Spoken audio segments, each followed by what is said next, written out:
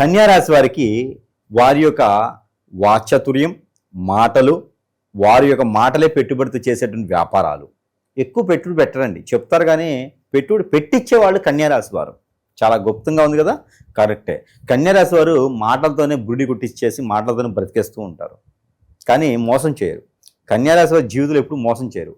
కన్యారాశి వాళ్ళు నమ్మారు అంటే ఎక్కడి దాకైనా తీసుకెళ్తారు, నమ్మలేదు అంటే కనుక ఎక్కడి దాకైనా తోల్చేస్తారు. కాబట్టి వారు ఎవరి దగ్గరికి వెళ్ళరు, వారి దగ్గరికి చాలామంది వస్తారు. వారి సలహాల కోసం కొన్ని రాష్ట్రాల్లో పార్టీలు నిలబడ్డాయి. కాబట్టి అంత గొప్ప విశేషమైనటువంటి కన్యారాశి వారికి వ్యాపారంలో వృద్ధి కానీ, ఆర్థికంగా ఇబ్బందులు కానీ, అప్పులు ఇచ్చి రాకపోయినా కూడా జాబులో వెసులుబాటు కూడా ఇబ్బంది పడుతున్నారా?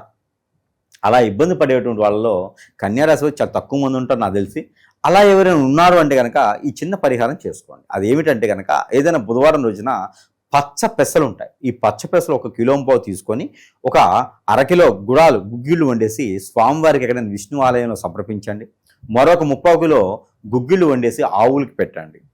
మీకు అన్ని రకాల సానుకూల పడే వాతావరణం లభ్యపడుతూ ఉంటుంది. అలానే మీకు సమీపంలో జామ పళ్ళు కానీ, పచ్చి మామిడికాయలు కానీ ఉంటాయి. అలానే గ్రీన్ యాపిల్ అని ఉంటాయి. ఇలాంటివి ఏమైనా తీసుకొని ఎక్కడైనా మీరు ఒక 4-5 ఐదుగురికైనా దానం ఇవ్వండి. ఏదైనా బుధవారం రోజున ఇవ్వండి. అలానే ఎక్కడైనా అడుక్కునే వారు, పెద్దవారు, ఆడవారు ఉంటే ఒక 3 చీరలు, 3 బ్లౌజ్ పీసులు, 2 రకాల ఫ్రూట్స్ ఇవన్నీ కూడా దానం ఇవ్వండి. ఇది మీరు ప్రతి మాసంలో కూడా చేయొచ్చు.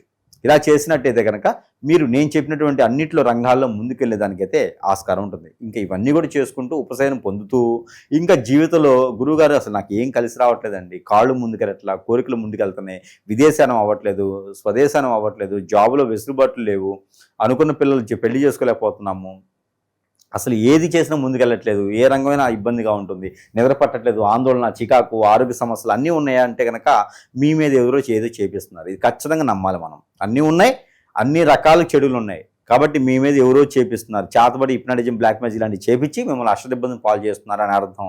అలాంటివి ఏమైనా అనిపిస్తే కనుక ఖచ్చితంగా సంప్రదించండి. ఆ సమస్యకి పరిష్కార మార్గం మీద చూపిస్తాం. దాని తర్వాత మళ్ళీ మీరు ఎదిగేదానికి ఆటంకం లేకుండా, విఘ్నాలు లేకుండా ముందుకెళ్ళచ్చు.